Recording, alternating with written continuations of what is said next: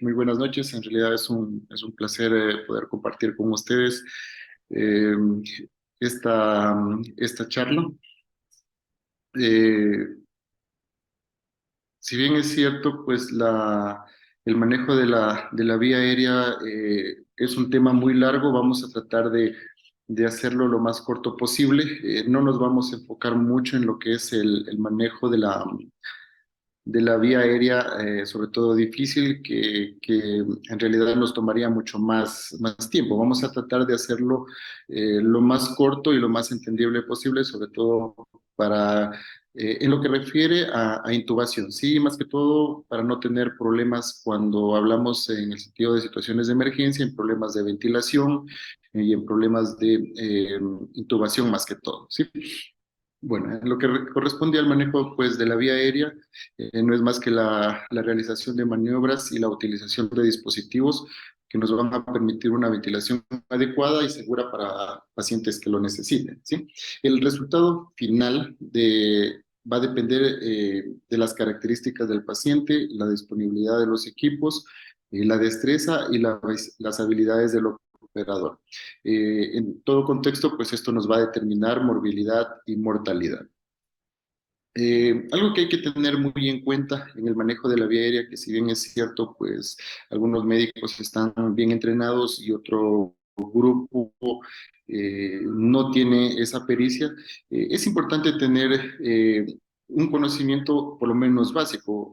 Eh, Hace algún tiempo se planteó una revisión realizada por la Asociación Americana de Anestesiología, en donde que estaba relacionada con la presencia de demandas cerradas a médicos, perdón, a médicos, y esto fue aproximadamente entre el año 1985 y 1999, en donde se plantearon 179 demandas, las cuales fueron por dificultad en el manejo de la vía aérea.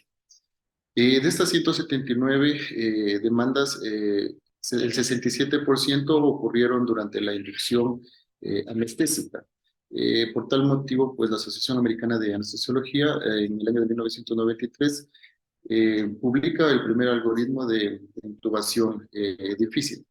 Eh, a partir, pues, de la publicación de este primer algoritmo, se logra la disminución de las muertes o daño cerebral en lo que corresponde a la inducción anestésica.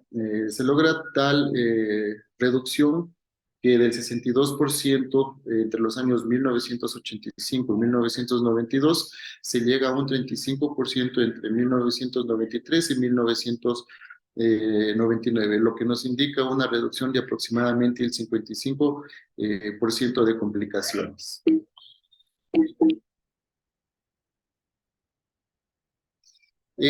Bueno, es importante que conozcamos algunos términos, sí, que vamos a ir hablando durante la charla, sí. Entonces, la ventilación difícil es la incapacidad de mantener la saturación de oxígeno mayor al 90% o de revertir signos de ventilación inadecuada, con mascarilla a presión positiva y oxígeno al 100%. La laringoscopía difícil es la imposibilidad de visualizar las cuerdas vocales con la laringoscopía convencional. La intubación endotraqueal difícil es la inserción del tubo endotraqueal cuando esta va a requerir más de 3 intentos o más de 10 minutos. La vía aérea difícil es la situación clínica en la cual un médico entrenado convencionalmente experimenta dificultad en la ventilación con mascarilla facial, en la intubación endotraqueal o en ambas. Entonces, las complicaciones de la vía aérea, si bien es cierto, no son usuales, pueden ocurrir, cuando ocurren se clasifican entre las entidades más graves en lo que corresponde a medicina. Las situaciones de que no se puede ventilar o que no se puede intubar ocurren en menos de uno en cada 5.000 procedimientos generales de rutina y en algunos casos requieren una vía aérea quirúrgica de emergencia en cada uno de 50.000 casos. Si bien es cierto, la incidencia no es tan alta, eh, la presencia de estas complicaciones constituye alrededor del 25% de muertes correspondientes a la anestesia. Dentro de las complicaciones más frecuentes, ¿sí? Tenemos el trauma de vía aérea, ¿sí? Tenemos las traqueostomías innecesarias, el paro cardiorrespiratorio, el daño cerebral y la muerte como complicación más grave. Diego, permíteme un momentito, sí, tengo un problemita. Sí, claro.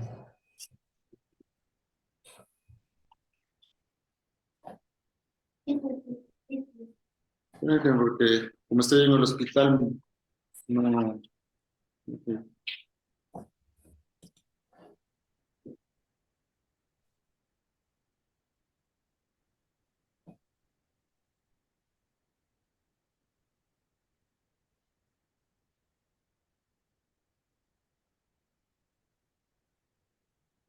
Ya.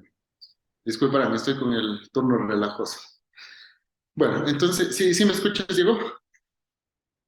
Sí, sí, sí, te estamos escuchando. No te preocupes. Bueno, entonces, ¿qué es importante en lo que corresponde al manejo de la vía aérea? ¿Qué es lo que valoramos? Entonces, es importante que conozcamos los signos clínicos predictivos de dificultad de ventilación y también los signos clínicos predictivos de dificultad en la intubación. En lo que corresponde a los signos clínicos de dificultad para la ventilación, básicamente no existe ningún test específico que nos pueda predecir una dificultad en la ventilación, pero sí van a existir factores de riesgo.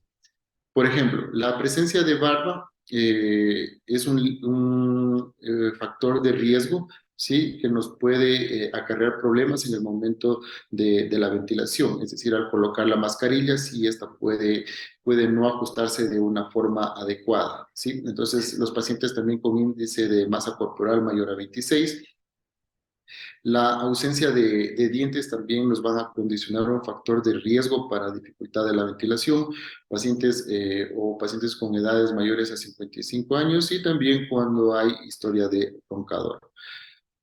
En lo que corresponde a signos predictivos de dificultad para la ventilación, vamos a tener que va a implicar mucho en lo que corresponde a la anatomía de la cara del paciente, ¿sí? Aquí vamos a buscar signos que nos orienten a una posible intubación difícil. Entre ellos tenemos pacientes con cuello corto, ¿sí? Grueso, musculoso, la retrognatia o retracción mandibular, el paladar arqueado, largo o ojival, la presencia de cicatrices faciales o cervicales, el estado dental y el tamaño de la lengua. Todos estos signos nos van a orientar hacia la posibilidad de una intubación difícil. Si es que tenemos algunos de estos signos o independientemente de que los haya o no, pues es importante realizar ya los test de predicción de intubación difícil. Dentro de los test tenemos varios.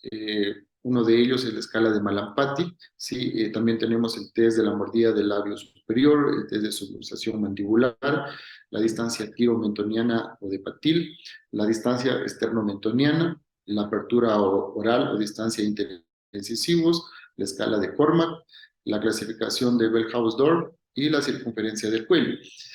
Siempre cuando hablamos de estos test, es importante que no solo evaluemos uno, siempre va a tener mayor peso en la parte clínica si utilizamos alrededor de 2 o 3 de estos test para tener una mejor evaluación de la vía aérea.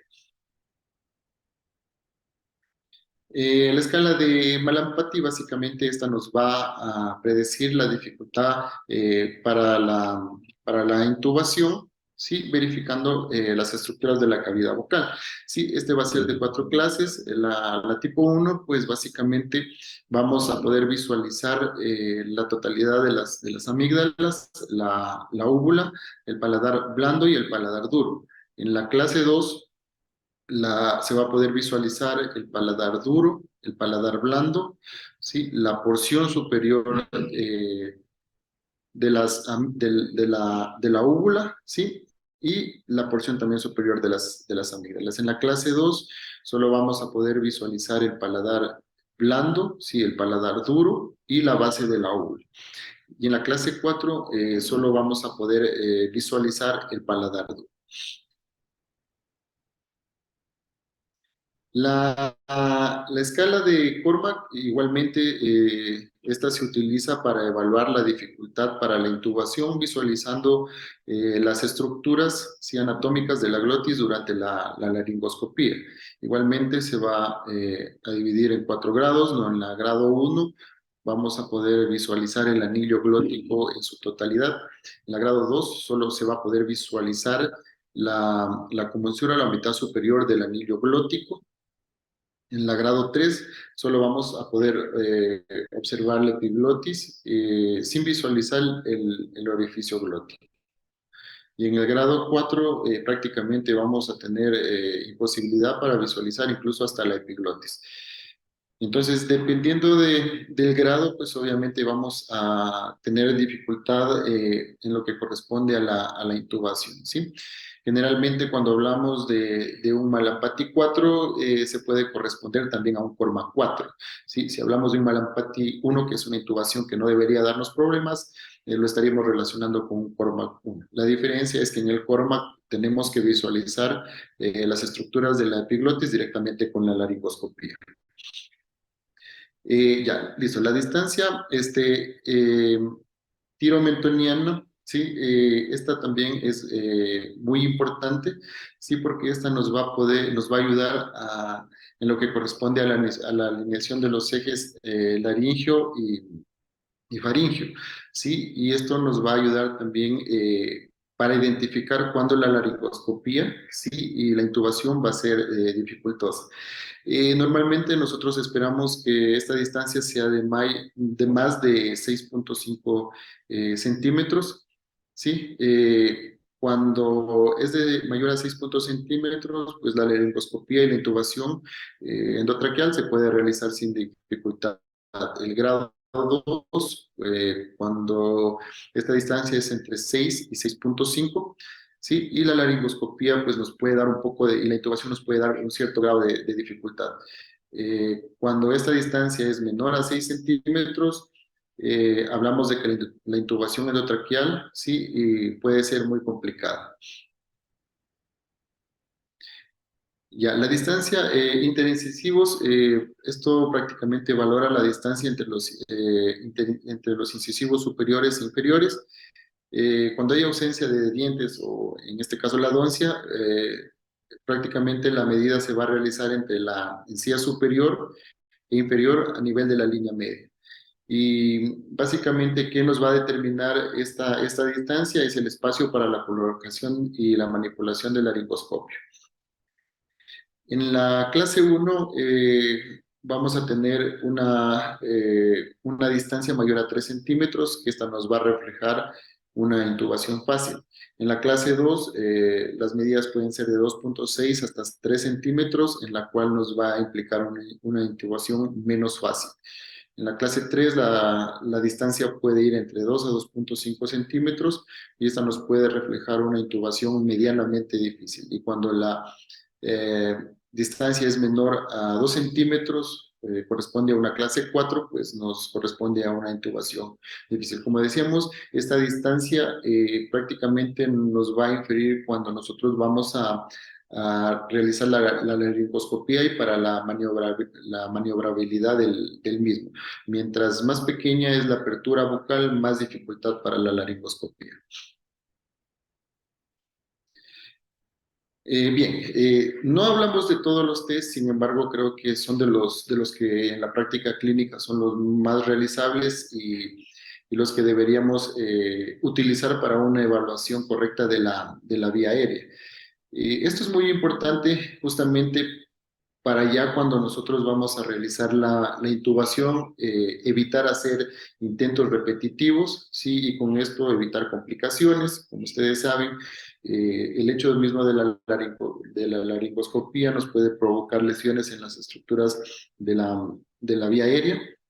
¿sí? Y yendo ya a cosas más complejas, incluso hipoxemia, lesiones hipóxicas, incluso hasta la muerte. Entonces, por eso es muy importante que antes de realizar una intubación, obviamente, pues si el caso amerita y si los pacientes no están o nos permiten por lo menos evaluar bien la vía aérea, pues realizar este tipo de test para prever cualquier percance. Entonces, dentro de los dispositivos para el manejo básico de la vía aérea, pues se van a clasificar según su propósito específico, ¿sí? Entonces vamos a tener algunos dispositivos para la apertura mecánica de la vía aérea, otros dispositivos para lograr una oxigenación adecuada, ¿sí? Y los dispositivos para la asistencia ventilatoria. En los dispositivos para la apertura de la vía aérea, sí, vamos a tener las cánulas orofaringeas y las cánulas nasofaringeas. La cánula orofaringea es un dispositivo de plástico en forma de J, que básicamente nos ayuda para mantener permeable la vía aérea. Y su objetivo es sostener la lengua y evitar que obstruya la vía aérea. Tenemos dos tipos de cánulas, las tipo Berman y las de Gödel. Las que tenemos aquí son las tipo Berman. Estas cánulas tienen unas fenestraciones, ¿sí? En su curvatura, que estas nos van a ayudar a la aspiración de secreciones. Y por otro lado, pues al tener estas fenestraciones se puede evitar que se obstruyan este tipo de cánulas. Las cánulas de tipo Gödel, estas básicamente tienen un orificio único, el cual nos va a permitir oxigenar al paciente de una forma adecuada. También tenemos las cánulas nasofaringeas, que son dispositivos de látex o silicón que tienen una forma curva. Esto se puede utilizar en pacientes despiertos y con presencia de reflejo nauseoso. Y en realidad, pues, tienen poca utilidad en la sala de emergencias. Y aquí tenemos las cánulas nasofaringeas. ¿Cuáles son las contraindicaciones, sí, de usar este tipo de cánulas? ¿Sí? La cánula orofaringia, que esto quede muy claro, no se la debe utilizar en pacientes despiertos. Eh, Obviamente, tampoco se puede utilizar en pacientes que tengan presencia de reflejo nauseoso y en pacientes con traqueostomía funcional, porque repito, sobre todo en pacientes despiertos y con reflejo nauseoso, porque es algo que se ve habitualmente, pacientes despiertos con cánulas. Sí, está totalmente contraindicado el uso de este tipo de cánulas en este tipo de pacientes. La cánula nasofaringea, pues las contraindicaciones, básicamente si tenemos un trauma facial grave, no se puede colocar este tipo de cánulas, ¿sí? Tampoco se puede colocar cuando hay epistasis secundarias a colocación. Hay que tener mucho cuidado porque estas cánulas también se pueden, cuando no se logra una medición adecuada, se las puede colocar, incluso pueden llegar hasta el esófago, ¿sí? Y también en pacientes con riesgo de laringoespasmo. Entonces, ¿cómo se hace la medición de este tipo de cánulas? ¿Sí? En el caso de la cánula nasofaringea, pues la medición se la realiza desde el ángulo de la comisura labial, ¿sí? Hasta el lóbulo de la oreja. Sí, siempre es importante hacer una medición adecuada de este tipo de cánulas, sí, porque en algunos casos no se toma esta consideración y hay problemas. ¿Sí? Cuando la cánula es demasiado pequeña no cumple su función y asimismo cuando es demasiado grande tampoco lo hace. Cuando es demasiado grande lo que hace es que la lengua se bote hacia atrás y obstruya la faringe. Con eso nos va a obstruir la vía aérea. Y si es demasiado grande, en cambio, nos va a pasar la vía aérea y puede irse a la faringe y también nos va a obstruir la vía aérea. En las cánulas nasofaringeas, prácticamente la medida se la hace desde la punta de la nariz hasta el ángulo de la mandíbula.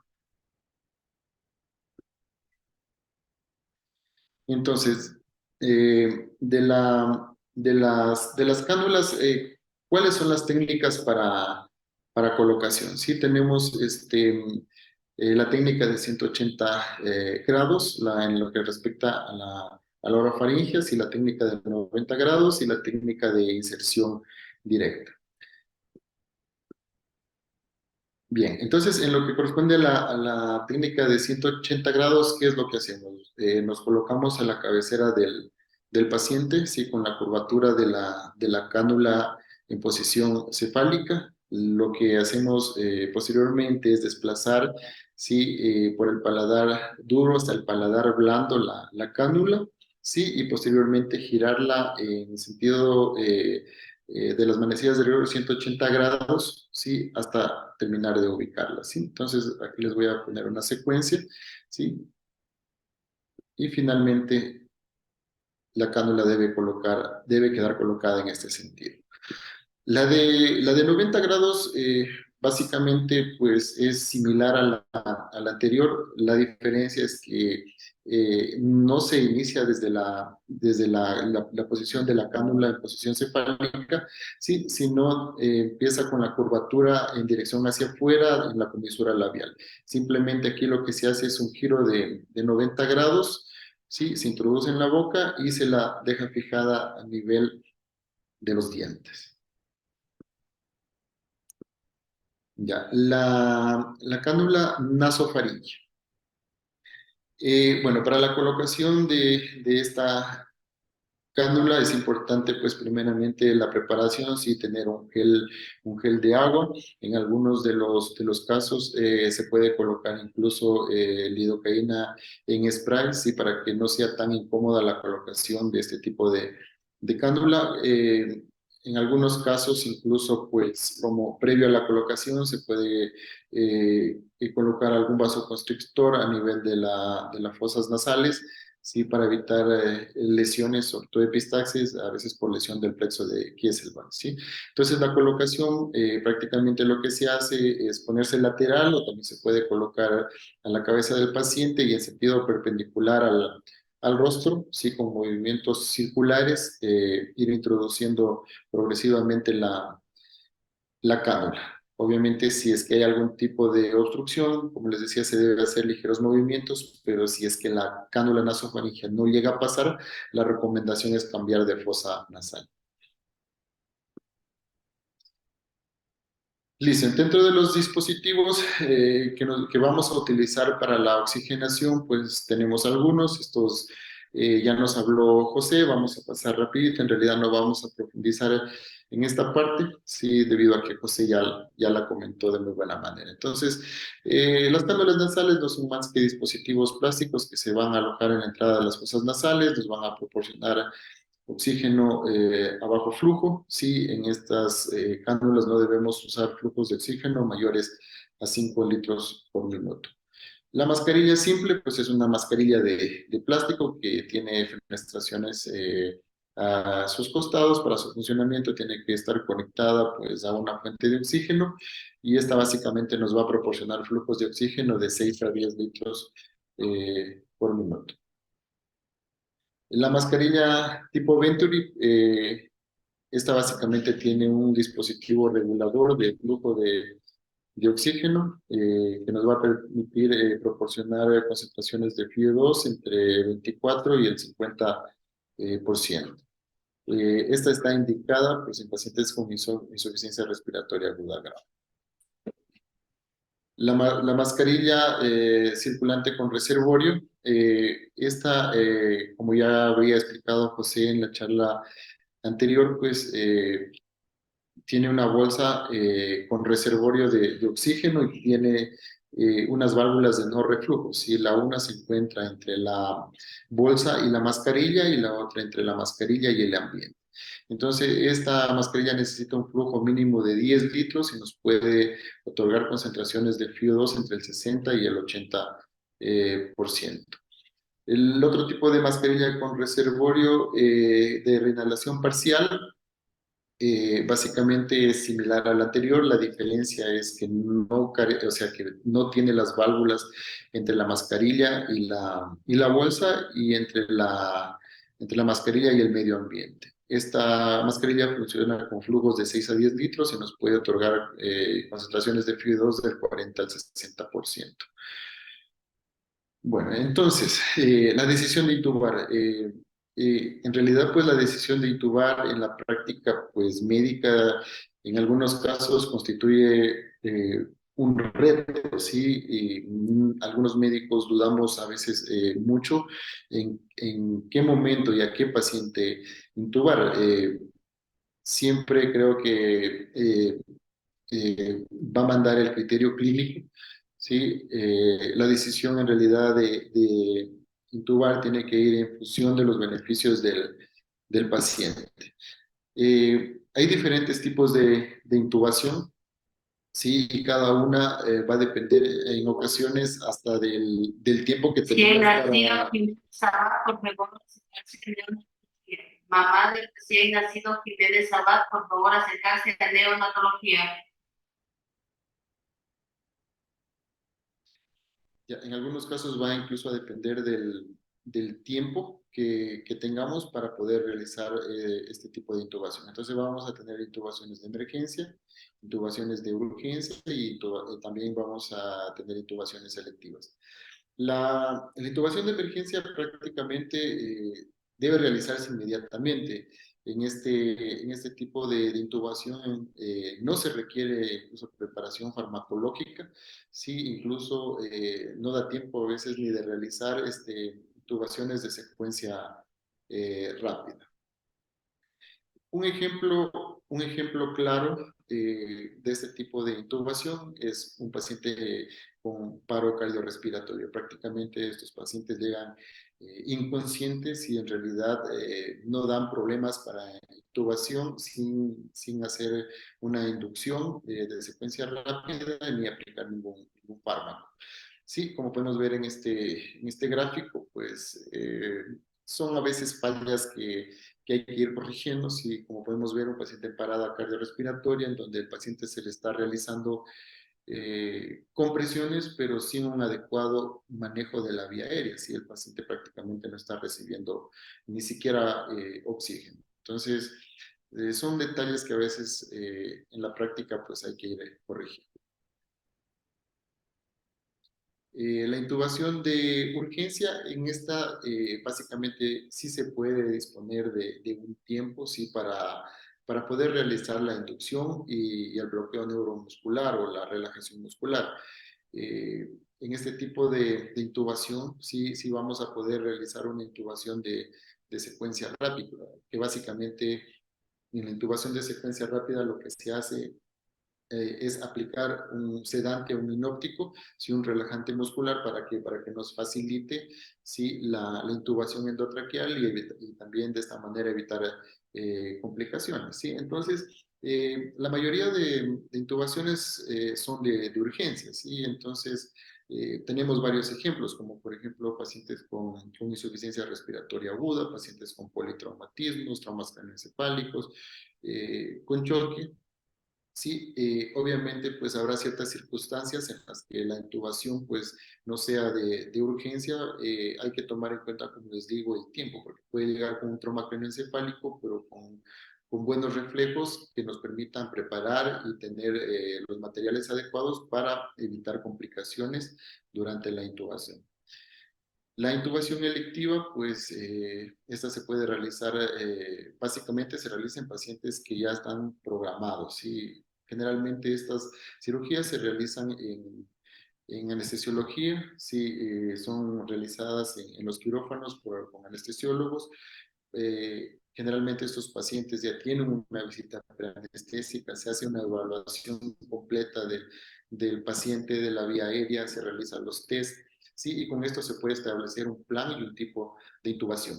Esta intubación electiva, si bien es cierto, se puede realizar como les digo, en anestesia. No implica que no se la pueda realizar en otro tipo de servicios, como por ejemplo en las unidades de cuidados intensivos o en emergencia.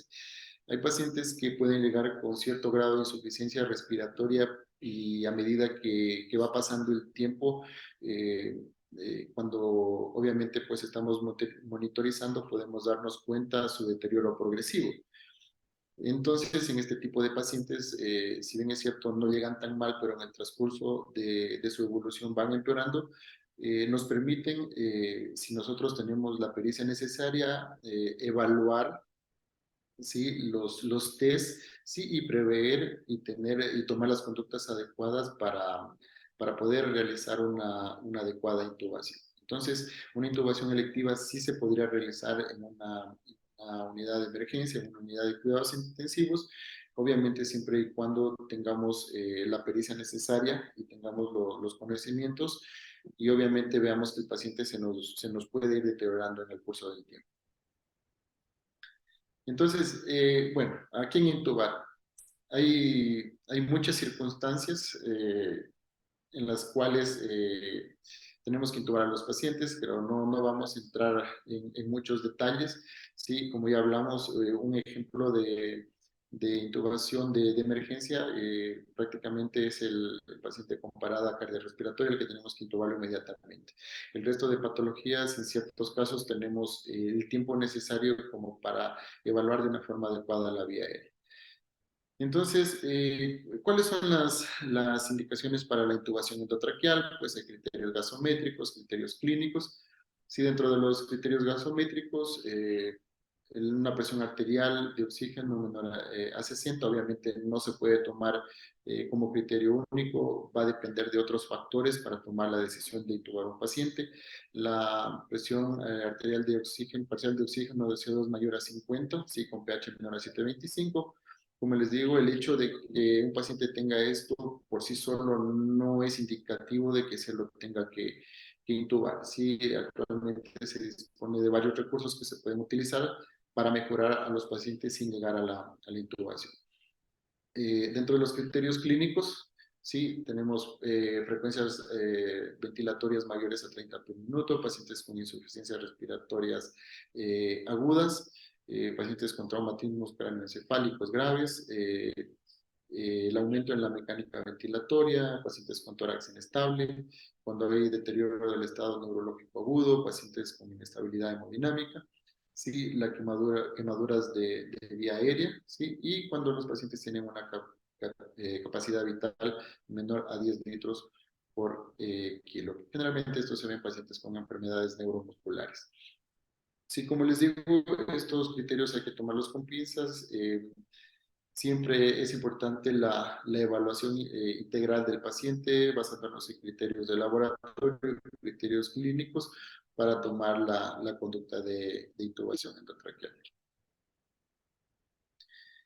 Muy bien. Bueno, este estudio me pareció muy interesante porque nos verificaba las complicaciones en los pacientes que fueron intubados de emergencia y en los cuales se utilizaba y no se utilizaba bloqueo neuromuscular o relajación.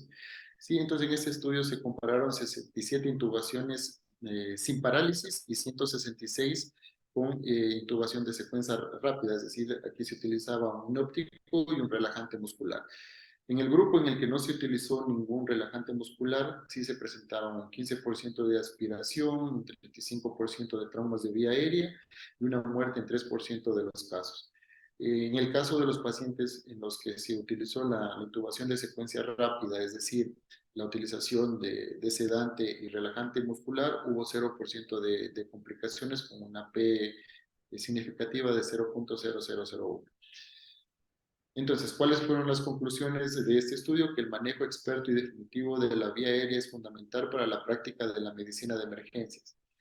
En pacientes críticos, la sedación rápida y la parálisis, también conocida como intubación de secuencia rápida, se utilizan para facilitar la intubación endotraqueal para minimizar la aspiración, el traumatismo de la vía aérea y otras complicaciones del manejo de la vía aérea. ¿Por qué traigo a colación este estudio? Porque es frecuente, sobre todo en las áreas de emergencia, ver pacientes que están tratando de intubarlo solo con sedación. Hay que tener en cuenta que el hecho de solo hacer la laringoscopía puede dar muchos problemas a los pacientes fuera del dolor. Uno de los problemas más grandes, como ya vimos, es los traumas de vía aérea. Sí, el riesgo de aspiración es altísimo. Aparte de que los pacientes, cuando no están bien sedados y relajados, incluso no se dejan al inicio ventilar de una forma adecuada. Y generalmente esos pacientes no se encuentran saturando bien y se los intenta incluso intubar con saturaciones por debajo de lo recomendable. Entonces, es muy importante, sí, que cuando vayan a realizar un procedimiento de intubación, tomen en cuenta, sí, realizar todos los pasos necesarios. Incluso es importante al paciente darle analgesias, y el sedante y el relajante muscular, sí, tratar de oxigenarlo de una forma adecuada, sí, preoxigenarlo de una forma adecuada y posteriormente hacer el intento de intubación. Entonces, no se olviden, ¿sí? El relajante muscular es una cosa muy importante en lo que corresponde a intubación y se van a evitar muchos problemas si es que lo utilizan. Bueno, entonces, ¿qué es la intubación de secuencia rápida? Bueno, ya hemos ido hablando, si les decía que es una técnica que se usa en servicios de urgencia, en reanimación, en trauma y en la unidad de cuidados intensivos. Básicamente consiste en la administración de un sedante hipnótico y un relajante muscular. Este puede utilizarse primero el sedante y luego el relajante muscular. En algunos casos se los utiliza dependiendo de la gravedad de la situación e incluso simultáneamente. Entonces, el objetivo de esto, ¿cuál es? Lograr una intubación adecuada. Sí, entonces actualmente pues la secuencia rápida de intubación pues es un estándar de cuidado y manejo de la vía aérea. ¿Y cuáles son sus metas? Pues como ya habíamos hablado, disminuir la respuesta fisiológica a la intubación. ¿Sí? Un paciente despierto o solo sedado y no relajado tiene mucho dolor, tiene taquicardia, ¿sí? Hay que proteger y otra meta pues importante es proteger y prevenir la vía aérea de la broncoaspiración. Otra meta importante es mantener una adecuada oxigenación que también ya habíamos hablado anteriormente. Entonces, ¿cuáles son los pasos para la intubación de secuencia rápido? Se la conoce como las 7P y básicamente es importante seguir esta secuencia para poder intubar de una forma adecuada al paciente. Tenemos un orden específico, sí, sin embargo, en ocasiones por la gravedad del caso, de la patología del paciente, en algunos casos nos saltamos algunos pasos, pero bueno, en lo posible, pues se tiene que tratar de cumplir estos pasos, sí, para evitar complicaciones durante la intubación. Entonces, las 7P, ¿cuáles son? Pues la primera es la preparación, ¿sí? La segunda es la preoxigenación, la tercera es la premedicación y posicionamiento, perdón, la protección y posicionamiento, la quinta es la inducción y parálisis, ¿sí? La sexta es la intubación endotraqueal ya propiamente dicha, y la séptima son los cuidados post-intubación. Entonces, ¿qué es importante en la preparación? Sí, la preparación generalmente a veces tenemos aproximadamente, pues si la gravedad si el paciente no es muy grave, tenemos un tiempo prudente de alrededor de 10 minutos para poder tener todos los dispositivos que necesitamos, ¿sí? Para la intubación. Siempre es importante ver la gravedad del paciente. Si hay pacientes que nos llegan a veces chocados, nos llegan hipotensos por cualquier causa, ¿sí? Entonces es importante que nosotros corrijamos si es que el paciente nos permite estas situaciones, porque recuerden que vamos a pasar medicación, puede provocar vasoplejía y puede incluso empeorar estos tipos, sobre todo en estados de choque. Entonces hay pacientes en los que si nos permite tenemos que primero estabilizar, ¿sí? Y luego pues ir con los siguientes pasos de la mnemotecnia, no para intubación de secuencia rápida. Otra cosa importante pues es dentro de la preparación contar con los insumos, ¿sí? Para la intubación. Hay una mnemotecnia que se llama SWAME, que esta nos ayuda a recordar lo que necesitamos para prever, ¿sí? Y tener las cosas necesarias para la intubación. Entonces, el SWAME, la S, básicamente es un circuito de succión, sí, que es súper importante. La O de oxígeno, tenemos que tener un dispositivo para poder proporcionar el oxígeno adecuado al paciente. Tener un control adecuado de la vía aérea, ¿sí? Buscar los materiales que necesitamos para un adecuado manejo de la vía aérea. Es importantísimo también el posicionamiento del paciente y de la cabeza del paciente para poder ventilarlo. Sí, y la M y la E, que son los equipos médicos que vamos a necesitar, los materiales y en sí el monitoreo que vamos a necesitar para poder preparar al paciente. ¿Sí?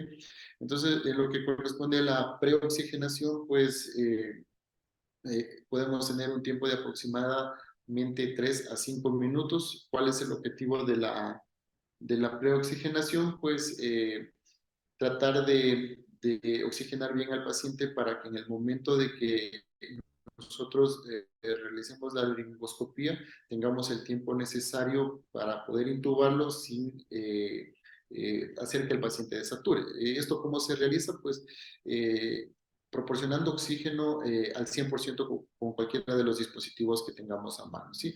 Entonces, ¿cuál es el objetivo de esto? La denitrogenación. ¿Qué es la denitrogenación? Consiste en reemplazar el nitrógeno que tenemos en la capacidad funcional residual por oxígeno. ¿Esto qué nos va a permitir?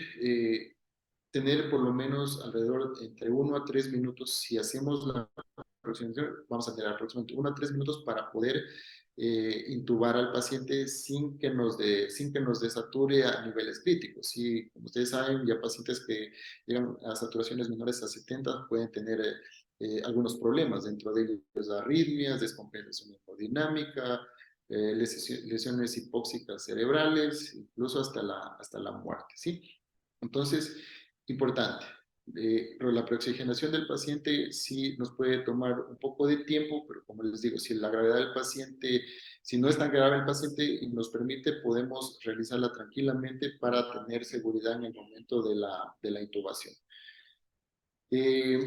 La premedicación, básicamente, pues aquí lo que vamos a tomarnos como tiempo es de 3 a 5 minutos antes de la inducción. Sí, aquí básicamente lo que se utiliza son medicamentos que nos van a ayudar a disminuir los efectos negativos de la intubación. Sí, esta premedicación se puede utilizar simultáneamente con la preoxigenación, es decir, mientras preoxigenamos, nosotros podemos estar colocando, por ejemplo, en algunos casos, el fentanilo, que esto nos da analgesia, nos da confort, la lidocaína también, que nos va a dar también analgesia, ¿sí?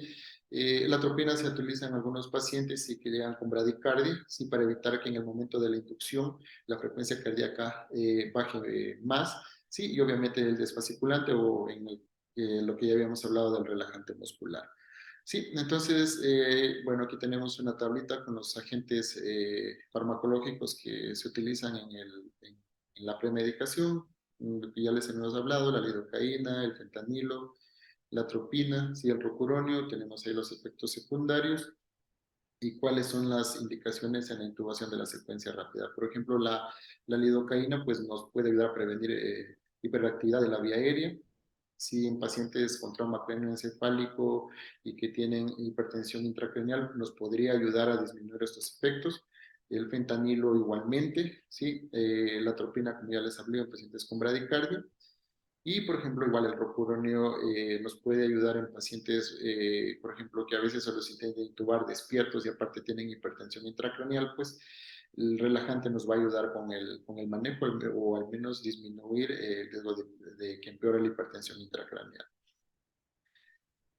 Bueno, en lo que corresponde a la inducción y parálisis, lo que ya habíamos hablado, ¿no? Se utiliza agentes inópticos, agentes bloqueantes neuromusculares. ¿Y cuál es el objetivo? Sí, tratar de que el paciente tenga las mínimas molestias en el momento de la laringoscopía para lograr una intubación adecuada. El siguiente paso es la protección y el posicionamiento. Es importantísimo en lo que corresponde al posicionamiento de la alineación de los tres ejes de la vía aérea. Perdón, esto es de la vía aérea. Sí, es importante lograr un adecuado alineamiento de los ejes laringio, faringio y oral, porque en el momento de la laringoscopía nos va a facilitar la visualización de las estructuras del anillo glótico, ¿sí? Si no está bien posicionado el paciente, vamos a tener problemas para la intubación. Por eso es importantísimo que posicionemos bien al paciente en el momento de la oxigenación y en el momento de la intubación. Sí, aquí tenemos la maniobra de elevación del mentón. Sí, que esta es una de las maniobras que nos ayudan para lograr una adecuada ventilación del paciente. Básicamente consiste en extender la cabeza del paciente y elevar el mentón. Obviamente hay que tener mucho cuidado en pacientes que tengan traumas cervicales y va a depender mucho del tipo de trauma del paciente para poder o no realizar esta maniobra. En lo que corresponde a la protección, sí, pues como todos sabemos, los pacientes que llegan de emergencia, a veces no conocemos el tiempo de ayuno, si llegaron comiendo, si estuvieron ingiriendo alguna bebida. En realidad a veces se desconoce incluso hasta por qué llegó el paciente. Eh, pero el paciente requiere intubación. En este tipo de pacientes hay que tener mucho cuidado porque el riesgo de broncoaspiración es alto, sobre todo cuando damos ambú o cuando estamos ventilando al paciente previo a la intubación, ¿sí? Entonces, cuando en algunos casos hay desconocimiento del paciente de lo que le pasó, el tiempo de ayuno, se puede realizar esta maniobra, sí, que se llama maniobra de Selig, que no es nada más que la compresión del cartílago cricoides. ¿Para qué? Para que esto nos ayude aplanando, o en otras palabras, aplastando el esófago y de esta manera evitar que el momento de la ventilación vayamos a tener algún tipo de reflujo y esto nos vaya a provocar algún tipo de broncoaspiración. Ya. Luego tenemos la intubación propiamente dicha. Esta básicamente nos debe tomar más de 30 a 45 segundos. En manos expertas esto se realiza a veces incluso en menos de 10 segundos. Obviamente ya cuando se ha realizado todos los pasos anteriores. ¿Sí? ¿En qué consiste la maniobra? Prácticamente ingresamos, ¿no?, con el laringoscopio por la comisura. Obviamente se toma el laringoscopio con la mano izquierda, ingresamos por la comisura labial del lado derecho, ¿sí? Con la pala de la hoja del laringoscopio vamos a traccionar la lengua hacia el lado contralateral, ¿sí? Y con un ligero movimiento hacia arriba y hacia adelante vamos a poder visualizar las estructuras del anillo glótico.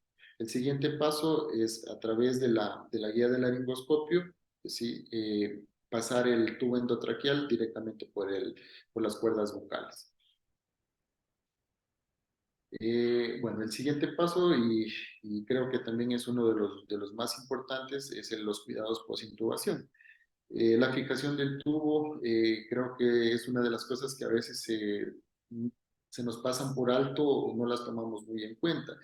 Y en definitiva, pues con la experiencia uno se va dando cuenta que esta es una de las cosas más importantes que se debe hacer. Una fijación adecuada del tubo, ¿por qué? Porque todo el trabajo que se hizo anteriormente, si es que no se tiene la precaución adecuada y si no se fija bien el tubo, se puede retirar el tubo y todo lo que hizo anteriormente se perdió.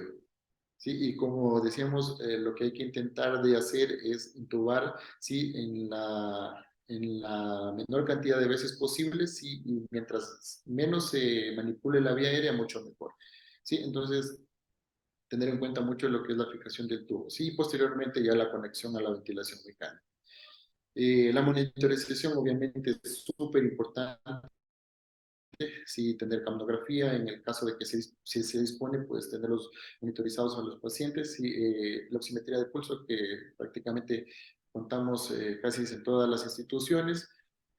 Una vez que el paciente ya está intubado, sí, es muy importante mantenerlo pseudoanalgesiado. Sí, no siempre se lo mantiene relajado, va a depender de la patología por la cual el paciente fue intubado, sí, pero sí es importantísimo mantener una adecuada pseudoanalgesia para que el paciente no tenga problemas el momento de ventilarse. Y siempre es muy importante vigilar la perfusión. y la oxigenación. Sí, tener muy en cuenta los signos vitales, y la presión arterial, la frecuencia cardíaca, sí, una gasometría de control. Recuerden que utilizamos medicamentos que pueden provocar vasoplejía, entonces es importantísimo tener monitorizado al paciente para evitar complicaciones posteriores. Sí, bueno, y eso es todo en lo que corresponde a la charla de la vía aérea. No sé si tal vez tengan alguna duda, alguna pregunta. Hola Andy, bueno, agradeciéndote, ¿no? Por este espacio que te tomas para compartir con nosotros. Sé que estás de turno y Sí, a veces ahí. Dieguito, y a los compañeros que nos dan mil disculpas, que créeme lo que traté de salir antes para justamente evitar este tipo de problemas, pero ya sabes, son imprevistos. Sí, sí, a veces uno como médico no tiene el tiempo planificado, ¿no? Al 100%. No, lo que te decía, sabemos que, bueno, cuando uno está en estas circunstancias es un poco complicado, pero la verdad de antemano te agradezco mucho y por la charla que estuvo excelente también. Yo tengo una pregunta que menciona la doctora Tatiana Jiménez. Pregunta, Doc, en el caso de emergencia, ¿se puede proteger vía aérea con mascarilla laringe? Sí, de hecho, es una de las cosas que se me estaba quedando aquí dentro de la charla. Es un dispositivo en realidad que deberíamos andarlo a traer, sobre todo los médicos que andamos en el área de emergencias. Sí, es muy importante, otra vez, en el área de emergencia, o sea, es importantísimo porque hay que tomar en cuenta que no siempre nos vamos a topar con vías aéreas fáciles, ¿sí? No siempre. Eh, La mayoría de veces encontramos con vías aéreas, sí, pues, sí, un Malampatí o un Cormac 1, 2, 3, pero nunca sabemos en qué momento vamos a tener algún problema con un paciente con una vía aérea difícil. Ahí entran este tipo de dispositivos, ¿sí? La máscara laringe es un dispositivo que nos puede ayudar como no tienen idea. Básicamente la colocación no es nada difícil, ¿sí? Obviamente pues al paciente hay que tenerlo pseudoanalgesiado, si es posible también relajado para que permita la adecuada colocación de la máscara laringe. Es un mecanismo, sí, que nos da tiempo, sí, para llegar hasta un lugar donde podamos establecer una vía aérea definitiva. No es un mecanismo permanente, sino es la máscara laringe no nos va a permitir tenerlo al paciente mucho tiempo con eso, porque igualmente los riesgos de broncoaspiración son altos. Pero en casos de emergencias en el cual tenemos problemas para la intubación, la mascarilla laringea debe ser uno de los primeros aparatos que debemos utilizar para evitar más complicaciones. Siempre hay que tener en cuenta que eso, nunca hay que hacerse los héroes, ¿sí? No vamos a poder intubar a todo el mundo.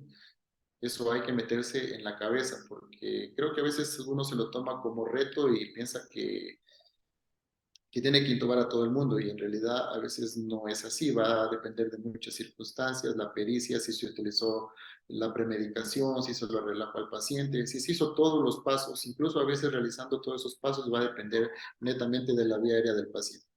Eh, Hay otros métodos, el estilete luminoso, sí, la fibrobroncoscopía y algún sinnúmero de la videolaringoscopía para lograr intubar este tipo de pacientes, pero creo que la máscara laringea es algo que todos deberíamos tener. No se dispone en todas las casas de salud, pero sería importante tenerla en caso de que algún día se nos presente algún paciente con vía aérea complicada.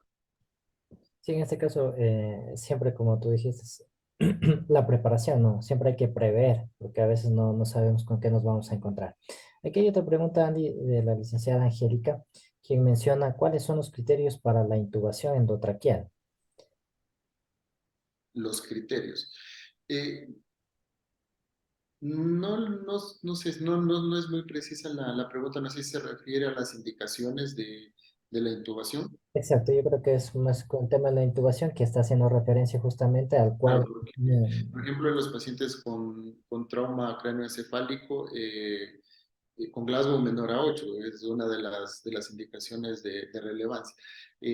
Los pacientes que están con insuficiencia respiratoria, uso de musculatura accesoria, si en hipoxemia severa, es otra de las indicaciones. Eh, Generalmente, la mayoría de los pacientes que tenemos son por trauma cráneoencefálico. Así como digo, no siempre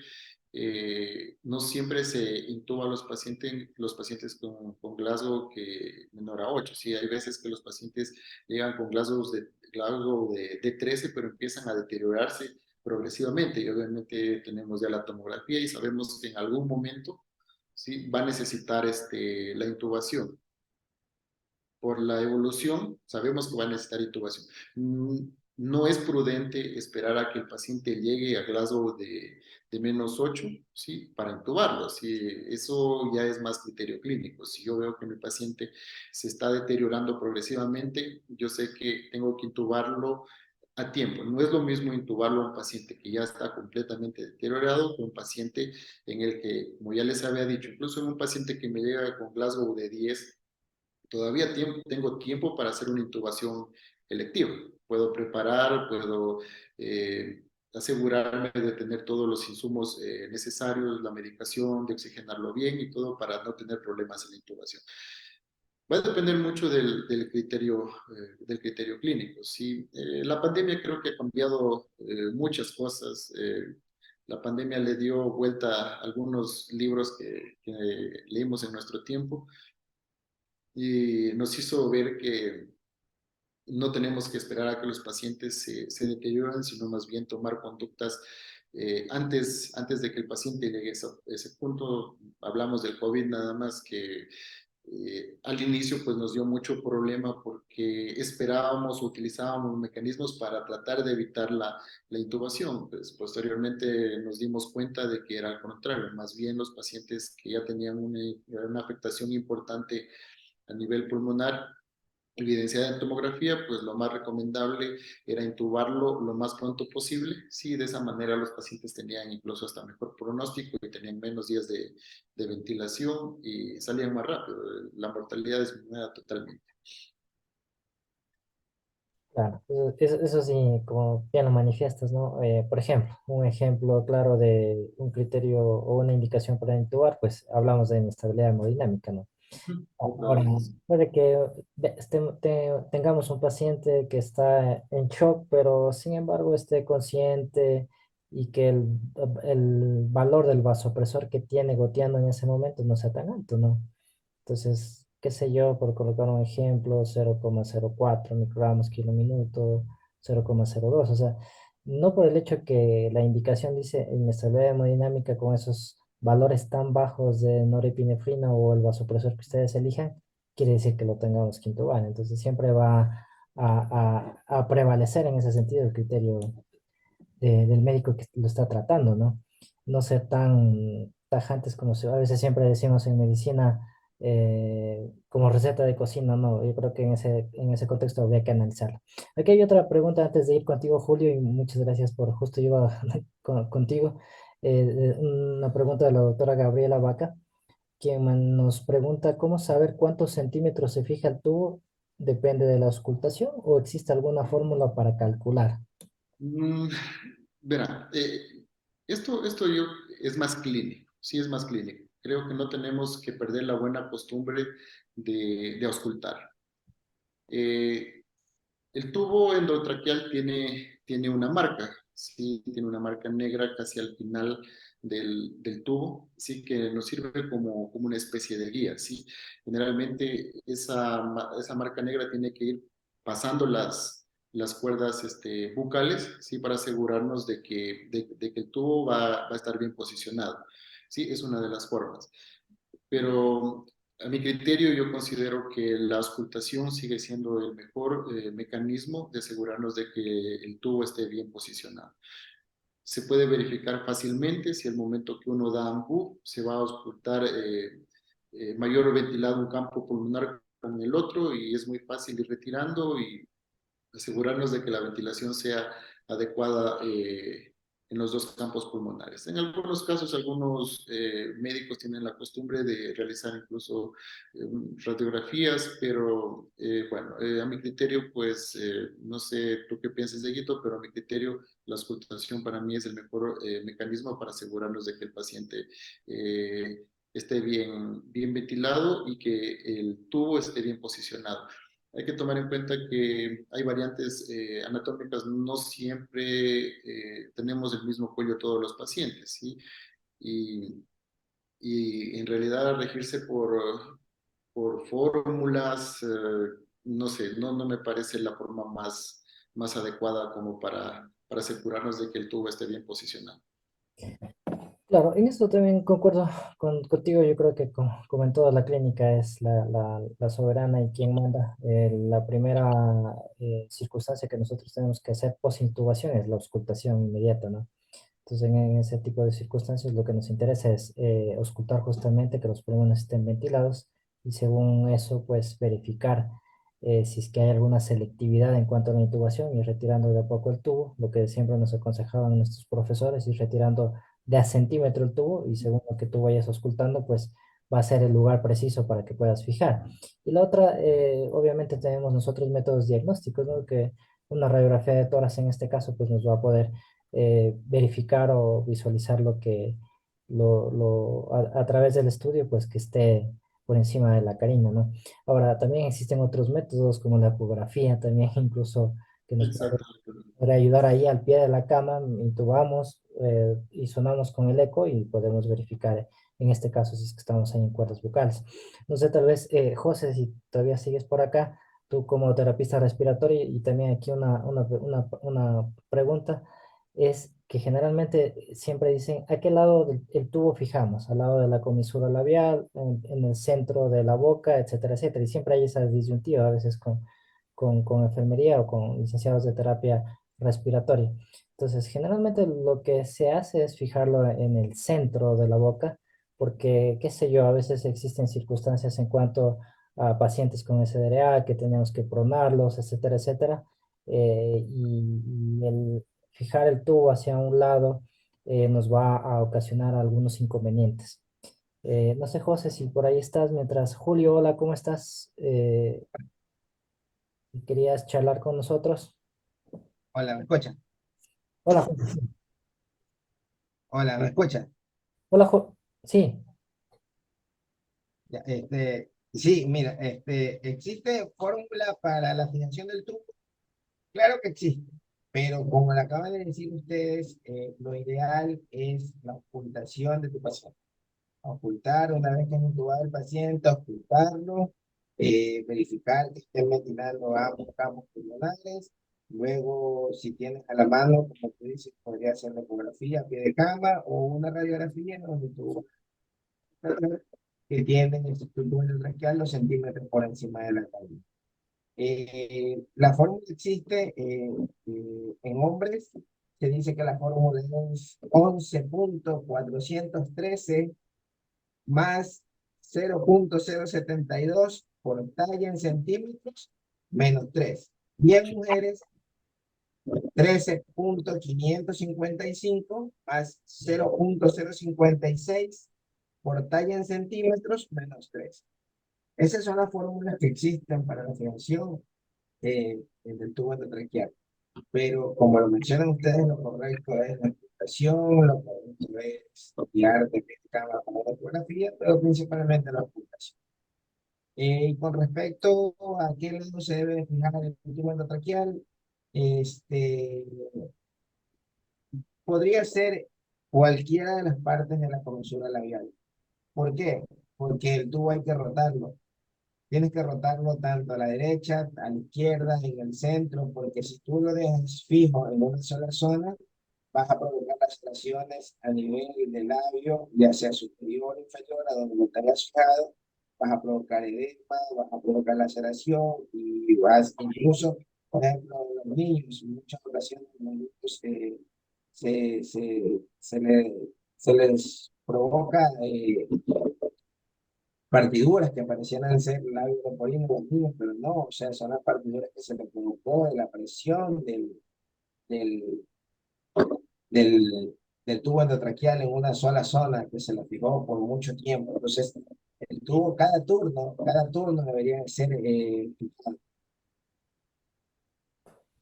Perfecto, José, que nos queda claro. En realidad son cosas, son detalles, ¿no? Que se aprenden justamente con la práctica continua. José, un favor muy especial. No sé si nos puedes, esas fórmulas que tú las acabaste de mencionar, por favor, pasarlas al grupo de Telegram para tenerlas presentes. ok, No. listo. Perfecto, José, muchas gracias. Julio, ahora sí, ¿cómo vas? Buenas noches. Hola, hola Dieguito, ¿cómo vas? Andy, fantástica exposición. José, amplia exposición y pues abarcando bien el tema, ¿no? Estuve muy atento de ambas charlas. Quería un poquito, si me permites, y quiero ser breve, meter un poco la cuchara, ¿no? En algunas cosas. Lo del tubo endotraqueal, sí, hay que rotarlo, ¿no? Y creo que muchas de esas cosas que la gente nos pregunta en los chats, en estas videoconferencias, deben quedar escritas. Quiere decir que deben estar protocolizadas en tu institución, cosa que honestamente creo que nos falta, ¿no? A pesar que somos bastante ya camadas intensivistas, por decirlo así, pero no, nos falta dejar escrito eso, ¿no? Eh, y recordar que el tubo, muy bien lo dijo el licenciado José, a lo que rota, importante pensar y o imaginar que esa parte del tubo distal puede tocar la parte interna de la pared de nuestra tráquea, ¿no? Y hacer lesiones de cúbito. Eso por un punto. Y el segundo, rápidamente, recordemos que el tubo endotraqueal al final tiene el ojo de Murphy, ¿no? Y esto hace que nos dé una seguridad, de a pesar de que podemos estar insinuados selectivamente hacia el bronquio derecho, que es lo más usual, podamos sí ventilar el izquierdo. Honestamente, las fórmulas yo no me las aprendí. Me parece que uno debe tener eso apuntado, ¿no? Aunque parece que fuéramos a hacer una transferencia de banco, pero hay pacientes que son muy pequeños, ¿no? Nos toca, y hay pacientes que son muy altos, y generalmente pasan las cosas que pasan, pues, ¿no? En la persona pequeña, el tubo se va muy selectivo, y en la persona muy alta, el tubo queda apenas insinuado.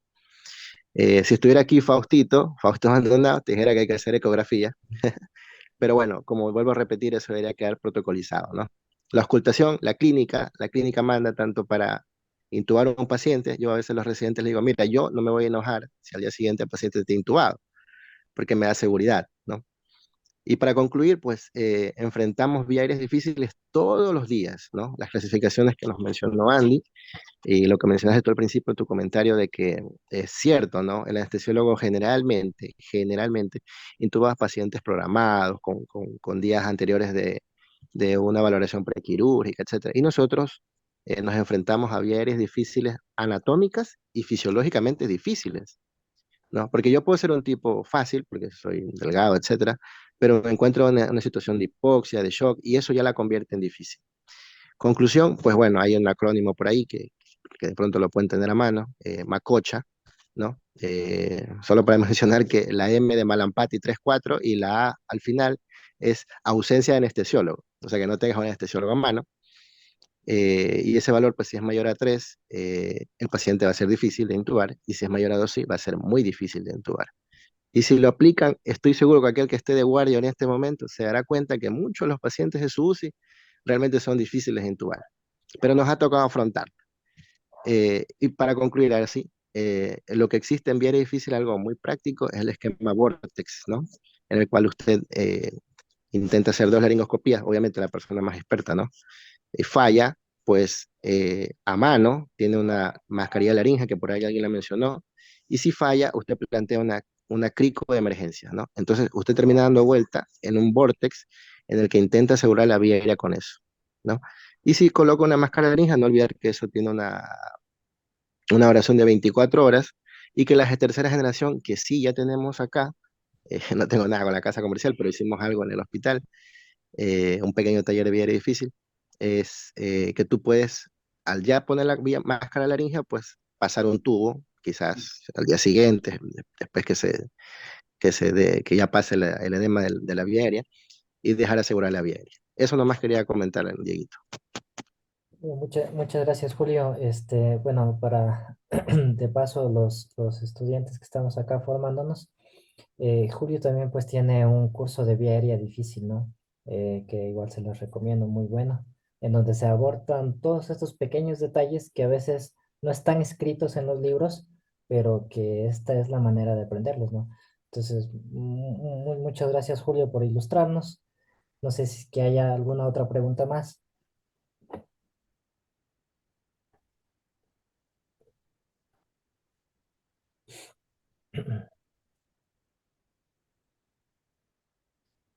Bueno, me parece que ya no existen más preguntas por el momento. Igual cualquier inquietud o cualquier duda, pues tenemos el grupo de Telegram donde pueden hacer sus inquietudes para poderlas resolver. De todas maneras, Andy, muchísimas gracias. José, muchísimas gracias por todo, por brindarse el tiempo para compartir con nosotros. Igual Julio, muchas gracias por estar siempre presente con nosotros y aportar con esos pequeños, grandes detalles que generalmente nos sirven beneficiosamente a todos nosotros con la finalidad de aprender. Bueno, muchas gracias a todos. Nos vemos el día viernes. Gracias, Andy. Gracias, Julio. Gracias, Bueno, José. nos vemos, Julito, José. Cuídense. Con todos.